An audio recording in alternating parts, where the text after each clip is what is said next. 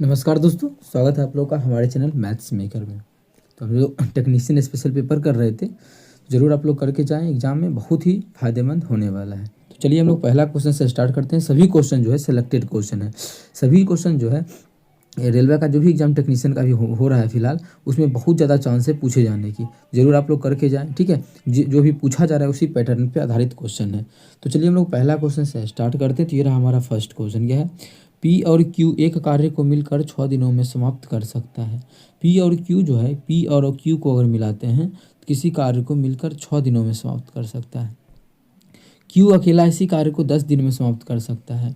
अगर क्यू को बैठाया जाए इस काम पे तो अकेले जो है 10 दिन में समाप्त कर देगा। तो क्वेश्चन में हमसे पूछा है कि पी अकेला इसी कार्य को कितने दिनों में पूरा कर सकता है। पी अकेला, सबसे पहले हम इसका एलसीएम लेके कुल काम निकाल लेंगे। कुल काम क्या निकलेगा? जो इसका एलसीएम होगा। तो इसका एलसीएम होगा कितना? तो इसका एलसीएम इस दोनों का ले लेंगे तो 30 हो जाएगा। तो 30 हमारा कुल काम हो गया, कितना? 30। अब पी क्यू जो है 6 दिन में सब काम करता है, मतलब 30 यूनिट करता है। तो एक दिन में कितना करेगा? तो एक दिन में करेगा 5 यूनिट। 6 5 30 काट देंगे। ये दोनों, ये अकेला क्यू जो है एक दिन में कितना काम करेगा? 3 यूनिट। अच्छा, हमें तो पी का चाहिए, तो क्यू का घटा देंगे तो क्या बच जाएगा? पी का। पी कितना करेगा एक दिन में? दोनों को मिलाते हैं तो 5 होता है, और जिसमें कि क्यू का 3 है। तो पी का कितना बचेगा एक दिन में? 2 यूनिट। कितना? एक दिन में 2 करता है। हमें चाहिए कि पी अकेला पूरे काम को कितना दिनों में करेगा। पूरा काम है कितना? 30 यूनिट। एक दिन में 2 काम करता है, तो पूरा काम को करने में जो समय लेगा पी, वो 15 दिन का लेगा। कितना दिन का? 15 दिन का। तो 15 दिन जो हमारा इस क्वेश्चन का बिल्कुल करेक्ट आंसर हो जाएगा। पहला ही ऑप्शन है, तो पहला ऑप्शन हमारा बिल्कुल करेक्ट आंसर हो जाएगा। उम्मीद करते हैं दोस्तों समझ में आ गया होगा। कहीं भी किसी प्रकार का कोई भी दिक्कत हो कमेंट करके पूछें। अगला क्वेश्चन देखिए, इसको क्या करना है? सरल करना है। देखिए क्वेश्चन बहुत ज़्यादा पूछा जा रहा है, ये वाला भी, ये बार है सब पे, ठीक है। इसको आसान तरीके से भी सॉल्व कर सकते हैं। जैसे क्या है, देखिए 3.36 पे बार है, इस पूरे पे है, माइनस 2.05 पे क्या है? बार है, ठीक है। अब प्लस 1.33 पे क्या है? बार है। इस दोनों पे बार है। अब इसको हम डायरेक्टली इस पूरे को भी चेंज कर सकते हैं, इस पूरे को, इस पूरे को, इस पूरे को। लेकिन क्या हो जाएगा? मेहनत लग जाएगी। जैसे इसी पूरे को चेंज करेंगे तो क्या होगा? तो पूरा 336 लिखेंगे, फिर जिस पे बार नहीं इसको घटाएंगे, बटा 2 को 9 देंगे। ऐसे सॉल्व कर सकते हैं, लेकिन बड़ा बड़ा मान आ जाएगा। तो टाइम क्या हो जाएगा? ज़्यादा खपत होगा घटाने में भी। जब टाइम खपत होगा ज़्यादा, तो इसको हम शुरू में ही क्या लिखते हैं? सिर्फ और सिर्फ इसको लिख सकते थे 3 प्लस 0.36 पे बार, ठीक है। इसको एक से माइनस 2, दोनों माइनस हो जाएगा, तो -2 माइनस 0.5 पे बार। इसको सॉल्व करना आसान होगा। अब प्लस 1 अकेला रह जाएगा। अब प्लस 0.33 पे बार। अब देखिए इससे होगा क्या फ़ायदा कि ये सब नंबर वाला जो था, ये पूरा पूरा नंबर ये अपना ख़त्म हो जाएगा, ठीक है। तो प्लस वाला कितना हो जाएगा? देखिए तो प्लस वाला जो हमारा हो जाएगा 3 1 4, उसमें से 2 गया तो बच गया 2, 2 बच गया। अब इसको एक साथ कर देंगे। इसको जो हमारा ब्लू कितना बच गया? यहाँ पे 2 बच गया, 2 प्लस ब्लू वाला को एक साथ कर देते हैं। कौन कौन? ये बच गया बार वाला को, ठीक है, एक ये वाला, ये तीनों एक साथ कर देते हैं तो कितना हो जाएगा? इसको सॉल्व कर लेते हैं। तो इसको लिख सकते हैं हम 36/99। कितना? 36/99 माइनस इसको लिख सकते हैं 5/9, ठीक है, 5/9। लेकिन 9 नहीं लिख सकते क्योंकि यहाँ पे 0 छोड़ दिए, 0.5 लिखा हुआ है। कितना? यहाँ पर जो हमारा हो जाएगा 0.05 पे बार, देख सकते हैं यहाँ पे 0.5 था, ठीक है। तो हो जाएगा यहाँ पे 99, ठीक है, प्लस यहाँ पे 33/99। कितना? 33/99। अब चाहे तो हम नीचे में क्या इसको काट भी सकते हैं, लेकिन फ़ायदा नहीं है काटने से, क्योंकि नीचे में जब सेम है तो ऊपर का जोड़ देंगे, डायरेक्ट आ जाएगा, ठीक है। इसमें 5 घटेगा तो 31 हो गया। इसको जोड़ देंगे इसमें 33 में, तो 31 कितना आ जाएगा? 64। तो कितना आ गया? 2 प्लस 64/99। अब देखिए नीचे में 99 आ गया, इसका मतलब बोल सकते हैं 2.64 पे बार, 2.64 पे बार ऑप्शन नंबर सी में है। तो ऑप्शन सी हमारा बिल्कुल करेक्ट आंसर हो जाएगा। कौन सा ऑप्शन? Option C. 2 गुण 9 का मतलब क्या हुआ? बार होगा यहाँ पे, और दशमलव यहाँ पे आ जाएगा आगे, ठीक है। तो इस प्रकार से सॉल्व कर सकते हैं। पूरी अगर नहीं लिखना चाहते हैं तो अलग अलग भी, ठीक है। उम्मीद करते हैं समझ में आ गया होगा। चलिए हम लोग अगला क्वेश्चन कर लेते हैं। क्वेश्चन नंबर 3 क्या है? यदि एक राशि 7 वर्षों में 4 गुनी हो जाती है, कितने वर्ष में यह राशि साधारण ब्याज की दर पर 16 गुनी हो जाएगी? 7 वर्ष में 4 गुनी हो जाती है। अब देखिए क्वेश्चन क्या है? आसान है। हमसे समय पूछा है। सब चीज़ दिया हुआ है कि अगर एक था प्रिंसिपल, तो 7 वर्ष के बाद, 7 ईयर के बाद जो हो गया ये 7 हो गया क्या? अमाउंट। जब कितना? 7 साल के बाद ना चरगुनी हो गया, 4 हो गया, चरगुनी हो गया 4। अच्छा, एक था 4 हो गया, तो ब्याज कितना होगा? इंटरेस्ट जो है वो 3 है, तभी तो 3 का ब्याज हुआ। एक प्रिंसिपल था मिलके 4 हो गया, कब? 7 साल के बाद। यहाँ से हम रेट निकाल सकते हैं, क्या हो जाएगा? क्या एस आई कितना? एस आई तो 3 है, तो एस आई मतलब इंटरेस्ट बराबर पी कितना है? 1 है, गुना टी कितना है? 7 साल, गुना आर कितना है? आर नहीं जानते हैं, बटा 100 हो गया। इसको सॉल्व कर लेंगे, अगर इसको नहीं कटेगा तो छोड़ देंगे, डायरेक्टली आर बराबर कितना लिख देंगे? 300/7%। कितना? 300/7%। अब हमें क्वेश्चन में पूछा क्या है कि समान दर पर 16 गुनी होने में कितना समय लगेगा? कितना होने में? 16 गुनी। तो इस तरीका से बनाएंगे तो काफ़ी लंबा टाइम लगेगा, तो हमें क्या करेंगे, इस तरीका से नहीं बनाना, लेकिन आप लोग को समझाते हैं, जो विद्यार्थी अगर बनाना चाहता है इस तरीका से नहीं बनाना है, बस यहाँ दूसरा तरीका यहाँ बताएंगे शॉर्ट में निकाल के। ठीक है, पहले इस तरीका को हम समझ लेते हैं यहाँ पे। अब देखिए रेट तो निकल गया है, अब क्वेश्चन में बोल रहा है 1 है, ये 16 हो जाना चाहिए। कितना? 16 हो जाना चाहिए। कितना समय लगेगा? टाइम निकालना है, तो बैठा देते हैं। क्या होता है फॉर्मूला मतलब ब्याज कितना हो जाएगा? 15 का। तो क्या होता है? ब्याज बराबर पी कितना है? पी तो हमारा 1 है, 1 गुना टी कितना है? टी यही निकालना है, गुना आर तो यही है, कितना है? 300/7। कितना? 300/7/100। बस देखिए आंसर आ गया। 2 को 0 से 2 को 0 खत्म, 3 पच्चे 15, कोना कोनी गुना 7 पच्चे 35। टी जो आ गया वो 35 साल आ गया। कितना आ गया? 35 साल।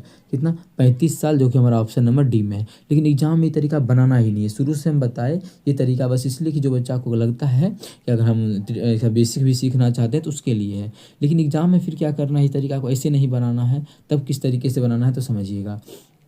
क्या बोला है क्वेश्चन में कि 7 वर्षों में 4 गुनी हो गया। अच्छा, कोई प्रिंसिपल अगर एक था, अच्छा एक, तो 7 साल के बाद 7 ईयर्स के बाद जो हो गया वो कितना हो गया? 4 गुनी हो गया। मतलब ब्याज कितना हो गया? ब्याज का बात करें तो 3 हो गया, ब्याज जो हो गया वो 3 हो गया। सेम वही अमाउंट तो एक ही है, अब बोल रहा है 16 गुनी होना चाहिए। 16 गुनी का मतलब क्या बोलना चाहता है कि ब्याज कितना हो जाए? ब्याज ही 15 होने का बात कर रहा है। अब देखिए 7 साल में ब्याज 3 हो गया, तो ब्याज कितना गुना हो रहा है? ब्याज जो है वो 5 गुना हो रहा है। कितना? 5 गुना ना, 3 से ब्याज 3 था, अब 15 होगा तो 5 गुना होगा। तो समय भी कितना लग जाएगा? समय भी जो लगेगा 5 गुना लगेगा, तो 7 पचे 35 साल लगेगा। इतना 35 साल। ठीक है, तो ऑप्शन नंबर डी। तो इस प्रकार से आप लोग को एग्जाम में बनाना है। वो था जो आप लोग इससे पहले बताएं, वो बेसिक था, लेकिन बेसिक से नहीं बनाना है, डायरेक्ट देखना है कि 3 कितना हो रहा है ये जो हो रहा है 4 हो रहा है, 4 गुनी हो रहा है अमाउंट, मतलब ब्याज कितना होगा? 3 हो जाएगा। 7 साल में 3, ठीक है 3 हो गया ब्याज। हमें करना है 15 ब्याज, 15 ही करना है ना, 16 गुनी हो जाएगा मतलब ब्याज 15। तो कितना? 3 से 5 गुना, तो समय भी हो जाएगा 7 से 5 गुना 35। इस प्रकार से आप लोग निकालिए, क्वेश्चन को देखते ही ऐसा क्वेश्चन बन जाया करेगा। ठीक है, तो चलिए आगे चलते हैं क्वेश्चन नंबर 4 की तरफ। देखिएगा क्वेश्चन नंबर हमारा 4 क्या है? क्या? जय और जोग की आयु का अनुपात 5:2 है। कौन है? जय है और जोग है, जय और जोग, इसकी जो आयु का अनुपात है वो दिया हुआ है 5:2। कितना है? 5:2। ठीक है, आगे बोला है और उनकी योग जो है वो 63 है। ठीक है, योग भी दिया जाता है 9 साल के बाद उनकी आयु का अनुपात। पहले देख लेते 63 है, तो 63 का मतलब इस दोनों को अगर जोड़ेंगे तो कितना हो जाएगा अनुपात में? 5:2 हो गया अनुपात में। और एक्चुअल में इसका योग कितना? योगफल है 63 है, तो एक्चुअल में कितना गुना है? 1 अनुपात का जो मान हो जाएगा 9 सते 63, 9 गुना हो जाएगा। मतलब ये भी एक्चुअल में जो होगा 9 पच्चे 45 हो जाएगा, और ये भी जो एक्चुअल में होगा वो 9 दूना 18 हो जाएगा। कितना हो जाएगा? 18। क्वेश्चन में पूछा है ये नहीं चाहिए हमको, चाहिए 9 साल के बाद इसका अनुपात। तो एक रो में 9 जोड़ेंगे और एक रो में 9 जोड़ेंगे, तो 45 में 9 जोड़ेंगे कितना हो जाएगा? तो हो जाएगा हमारा 54। अनुपात हमें क्या चाहिए? 27। जब काटेंगे 27 दूना 54, 2:1। 2:1 ऑप्शन नंबर 1 ऑप्शन बी में है, तो ऑप्शन बी हमारा बिल्कुल करेक्ट आंसर हो जाएगा। कौन सा ऑप्शन? Option B. इसका जो आंसर हो जाएगा वो हमारा हो जाएगा 2:1। कितना होगा? 2:1। उम्मीद करते हैं समझ में आ गया होगा कहीं। अगला क्वेश्चन हमारा है क्वेश्चन नंबर 5। देखिएगा क्वेश्चन नंबर 5 क्या है? एक दुकानदार अपने अंकित मूल्य पर 4% की छूट देता है, और यदि किसी वस्तु का क्रय मूल्य 120 है और उसे 10% का लाभ प्राप्त करना है, तो उसका अंकित मूल्य कितना रखना पड़ेगा? देखिए क्वेश्चन आसान है, 2-3 ट्रिक है इसका। एक ट्रिक क्या है कि जब भी छूट दिया रहे और लाभ का प्रतिशत दिया रहे ना, तब आप लोग इस फॉर्मूला को यूज कर सकते हैं। क्या दो रिलेशन होता है सीपी और एमपी में, जो कि क्लास 8 में एक फॉर्मूला है उसी से निकला है। सीपी और एमपी का रिलेशन वो क्या होता है, 100 में घटा देते हैं किसको, डिस्काउंट को, और एमपी के लिए क्या करते हैं 100 में जोड़ देते हैं प्रॉफिट को। ठीक है, यही होता है, इसका अनुपात निकलता है। ये इसका क्या है, दोनों के बीच का रिलेशन है। तो 100 में क्या करेंगे, डिस्काउंट 4 है तो घटा देंगे तो कितना हो जाएगा, ये 96 हो जाएगा। 4 का डिस्काउंट था ना, घटा देंगे। अनुपात यहाँ क्या है, 10% लाभ लेना चाहता है तो 110 आ जाएगा। कितना हो जाएगा, 110। तो यही हमारा इस दोनों का रेशियो होगा। जब भी एसपी का कुछ बात नहीं करेगा तो हम लोग इसी फॉर्मूला का यूज कर लेंगे। ठीक है, एसपी तो नहीं दिया हुआ है, अब इसी में और कटेगा तो इसको हम क्या करेंगे, फटाफट इसको काट लेंगे। कटेगा क्या, बिल्कुल देखिए 4 से तो नहीं, 2 से कट जाएगा। 2 से काटेंगे तो 48 हो जाएगा, और इसको अगर काटा जाए 2 से तो 55 हो जाएगा। ठीक है, अब देखिए 4 कितना, सीपी कितना आया है, 48 आया है। सीपी जो हम लोग का आया है वो 48 आया है, और एक्चुअल में सीपी दिया हुआ कितना है, 120 दिया हुआ है। यहाँ पे क्वेश्चन में देखिए गिवन है कि क्रय मूल्य जो है सीपी 120 है, तो कितना गुना है, तो 48 में तो अब 48 से भाग 120 में पूरा पूरी तो नहीं जाएगा, हाँ, लेकिन पॉइंट में क्या होगा कि चल जाएगा। तो यहाँ तो 24 से हम काटे, 24 बचे, 24 दूना, और 2 से काटेंगे तो 1 का मान जो आ जाएगा वो 2 से कट कर 2.5 आ जाएगा। इसका मतलब एमपी भी जो होगा वो 55 नहीं होकर कितना होगा, 2.5 गुना होगा। कितना होगा, 2.5 गुना। बस यही तो मेरा आंसर होगा। तो 55 एक्चुअल में कितना होगा, 2.5 गुना। गुना कर देते हैं, 25 बचे 125 के 5 बाकी 12, बाकी 12 137 हो जाएगा डायरेक्ट। ठीक है, दशमलव हमारा यहाँ पे आ जाएगा। कितना हो गया ये, 137.5, कितना 137.5। तो अंकित मूल्य कितना रखना होगा, 137.5, जो कि ऑप्शन नंबर बी में है। तो आप लोग यहाँ से कर क्या सकते हैं, इस दोनों का रिलेशन आप लोग यही याद रखिएगा। ठीक है, इसे हम पीछे के क्लास में भी करवाए हैं, अभी आप लोग और भी करवाएंगे भी, आगे एनटीपीसी का तैयारी करवाएंगे, फिर से आप लोग को प्रीवियस ईयर करवाएंगे ही, ग्रुप डी के लिए भी करवाएंगे। तत्काल आपको लोग टेक्नीशियन का अगर देने वाले हैं तो ज़रूर ये करके जाए। ठीक है, बहुत ही फायदेमंद साबित होगा। ये जो निकलता है इस दोनों के बीच का अनुपात, रेशियो निकलता है। ठीक है, ये फॉर्मूला है, इस पे आप लोग बैठा सकते हैं। चलिए अगला क्वेश्चन कर लेते हैं। क्वेश्चन नंबर जो हमारा है, क्वेश्चन नंबर 6 है। क्या है क्वेश्चन नंबर 6, एक लड़के के पास कुल 60 रुपया है। कुल जो सब रुपया मिला के है वो 60 रुपया है। कितना, कुल 60 रुपया है। ठीक है, इसमें हमें, जिसमें 5 रुपया, 6 रुपया और 8 रुपया, 5, 6, 8 के अनुपात में 5, 6 और 8 के अनुपात में क्या है, रुपया है। कितना कितना का, 1 रुपया का है, 1 रुपया का सिक्का है 5 अनुपात में, 50 पैसे का सिक्का है, 50 पैसे का सिक्का है, और 25 पैसे का सिक्का है। इतना 8 अनुपात में इस प्रकार से दिया हुआ है। आगे बोला है तो 25 पैसे के सिक्कों की संख्या ज्ञात कीजिए। अच्छा, 25 पैसे की सिक्कों की संख्या कितना है, 8 अनुपात में है, तो जो भी आंसर होगा वो 8 का मल्टीपल होगा। तो जो भी आंसर होगा क्या होगा, 8 का मल्टीपल होगा, वही मेरा आंसर होगा। क्या ये हो सकता है, नहीं, ये हो सकता है, नहीं, हाँ, ये 8 का मल्टीपल है, ये आंसर हो सकता है, और ये भी 8 का मल्टीपल है, तो ये भी मेरा क्या हो सकता है, आंसर, ये दोनों। लेकिन अब दोनों तो टिक नहीं कर सकते हैं, ये दोनों में से तो कोई एक ही आंसर होगा। लेकिन हाँ, इतना तक तो चल आए हम लोग कि जो अभी 8 का मल्टीपल वही आंसर। अच्छा, यहीं पे हम रुपया देखें तो कितना पुर जाएगा, 1 रुपया वाला यही मान लेते हैं कि यही 5 गो है संख्या, यही मान लेते हैं, यही अनुपात में नहीं, बस मान लेते हैं कि यही संख्या है। 1 रुपया वाला 5 गो सिक्का है तो कितना हो जाएगा, 5 रुपया, प्लस 50 पैसा वाला क्या हो, 6 गो सिक्का है तो 50 पे 8 वाला 6 गो सिक्का तो 3 रुपया हो जाएगा, और 25 पैसा वाला 8 गो सिक्का है तो 2 रुपया होगा। कितना, 25 से 202 रुपया। अच्छा, सब रुपया कितना हो जाएगा, 5, 3, 8, 2, 10, सब रुपया मिला के कितना रुपया हो गया, 10 रुपया हो गया। एक्चुअल में ये 10 रुपया नहीं है, ये 60 रुपया है। तो हम लोग जो माने उसके अकॉर्डिंग कितना उससे अधिक है, उससे 6 गुना है, तो सब चीज़ 6 गुना होगा। तो ये भी जो हमारा डायरेक्ट हमको इसी का संख्या पूछा है ना, ये भी 8 अनुपात में नहीं होके एक्चुअल में क्या होगा, 6 गुना होगा, मतलब 48 गो होगा। कितना होगा, 48 गो होगा। तो 48 इस क्वेश्चन का हमारा बिल्कुल करेक्ट आंसर हो जाएगा। कौन सा ऑप्शन, ऑप्शन बी। तो ऑप्शन बी हमारा बिल्कुल करेक्ट आंसर होगा। इस प्रकार से आप लोग निकाल सकते हैं। ऑप्शन के थ्रू भी पहले कोशिश करेंगे जाने का, अगर 2-3 ऑप्शन मैच करेगा तो फिर से हम लोग सॉल्यूशन पे आ जाएंगे। सॉल्यूशन भी आप लोग को हम करवा ही चुके हैं। ये भी क्या है, एक प्रकार से नहीं, ये ट्रिक ही है, इसी प्रकार से आप लोग को बनाना है। ठीक है, चलिए अगला क्वेश्चन कर लेते हैं। क्वेश्चन नंबर 7 देखिएगा। क्वेश्चन नंबर 7 क्या है, निम्नलिखित तालिका एक कारखाने में कार्यरत 5 श्रमिकों के वजन को दर्शाती है। ठीक है, तो पूछा है क्वेश्चन में, श्रमिकों को औसत वजन कितना है, श्रमिकों का औसत वजन कितना है, मतलब इस सभी का एवरेज निकालना है। एवरेज आप ट्रिक पे भी निकाल सकते हैं, लेकिन मान छोटा है तो ट्रिक पे क्या निकालना, सभी को जोड़ के क्या वो संख्या है 1 2 3 4 5 को 5 से भाग कर देंगे, आंसर हो जाएगा। तो 5 से भाग, देखिए क्या यहाँ अलग में क्या करेंगे, सबको जोड़ के 5 से भाग करेंगे तो टाइम नहीं लगेगा सबको जोड़ने में, तो यहीं 5 से भाग कीजिए ना। अब वहीं 5 से भाग करेंगे फिर तो अलग हम कर ही सकते हैं उस चीज़ को, तो यहीं पे 5 से भाग करेंगे फिर भी आंसर मिलेगा। जब काटेंगे तो हो जाएगा 13, इसको काटेंगे तो हो जाएगा 11, इसको काटेंगे तो हो जाएगा 14 25 70 14 हो गया, इसको काटेंगे तो हमारा 10 हो गया, यहाँ पे काटेंगे तो हमारा 12 होगा। जोड़ दीजिए इसको, कितना हो जाएगा 3 1 4 4 8 8 10 के 0 बाकी 1 3 2 5 1 6 कितना 60 आ जाएगा, जो कि हमारा ऑप्शन नंबर डी में है। तो ऑप्शन डी हमारा बिल्कुल करेक्ट आंसर हो जाएगा। कौन सा ऑप्शन, ऑप्शन डी। उम्मीद करते हैं दोस्तों समझ में आ गया होगा। कहीं भी किसी प्रकार का कोई भी दिक्कत हो कमेंट करके जरूर पूछें। अगला क्वेश्चन देखिएगा, क्वेश्चन नंबर 8 है, क्या है 3506 के अंकों को प्रयोग करते हुए बनने वाली 4 अंकों की सबसे छोटी संख्या क्या है। 4 अंकों की सबसे छोटी संख्या क्या है। अब देखिए क्या ये आपको देखने से भी लग रहा है कि 4 अंकों का है। अब बच्चा बोलेगा कि 0 का तो उपयोग किया गया है, सबसे छोटा हम 0 आगे में रख देंगे। अब क्या ये 2 अंकों का संख्या है अगर उपयोग करेंगे, नहीं, शुरू में 0 रखने से उस पर कोई इफेक्ट नहीं पड़ता है। तो ये जो हमारा है 4 अंकों का संख्या जब भी शुरू में 0 देके नहीं बना सकते हैं, ठीक है। हाँ, अगर सबसे छोटका संख्या बनाना है किससे, 3 5 0 6 से, तो सबसे छोटका शुरू में लिखिए 0 को छोड़ के, 1 है तो 1 लिखेंगे, नहीं तो यहाँ पे 3 है सबसे पहले 3 लिख दिए, 3 के बाद 0 लिख देंगे। सब छोटा बनाना है तो फिर कौन सा है, 5 और 6 में 5 हो जाएगा, फिर 6 हो जाएगा। तो सबसे छोटा जो हमारा है 30 56 है, कितना है 30 56 है, जो कि 4 अंकों का संख्या है। ये नहीं कि शुरू में 0 लेके हम इसको कर देंगे, कितना हो जाएगा 0 356, ऐसा नहीं कर सकते।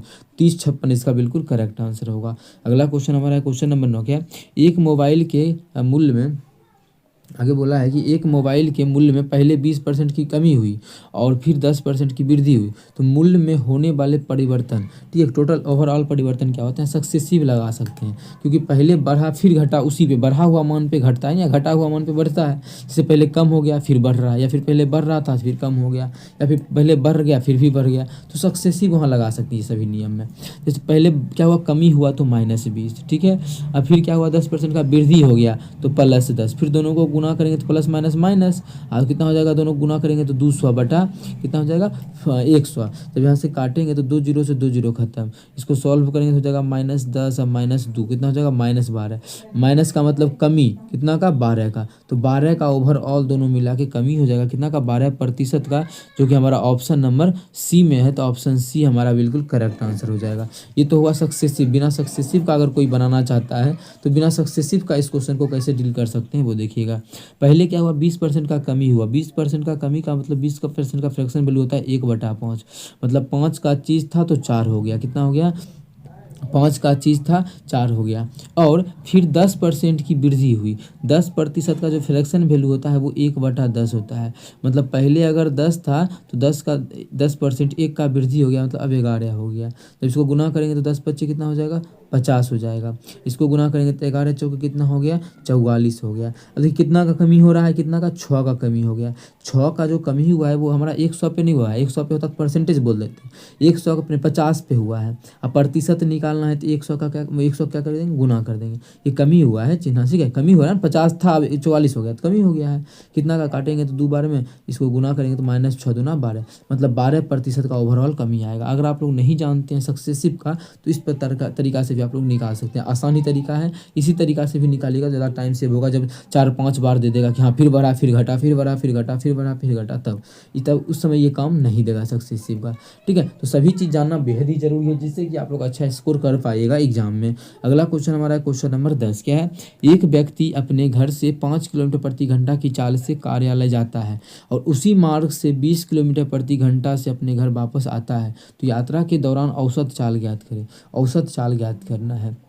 जब भी 2 दिया रहे जाने और आने का डिस्टेंस क्या है सेम है, तो एवरेज स्पीड हमको निकालना है। क्या निकालना है, एवरेज स्पीड, औसत चाल। तो औसत चाल बराबर हो जाएगा हमारा ट्रिक याद रखिएगा, दूरी सेम रहे और दो को क्या दिया रहे, चाल दिया रहे, तब जाने और आने का। तो 2 गुना दोनों चालों का योगफल, जैसे 25 और 20 है और नीचे में दोनों का योगफल 25 और 20 कितना कितना हो जाएगा, 20 और 5 25, काटेंगे तो 5 5 25, 5 चौके 20, 4 दूना 8।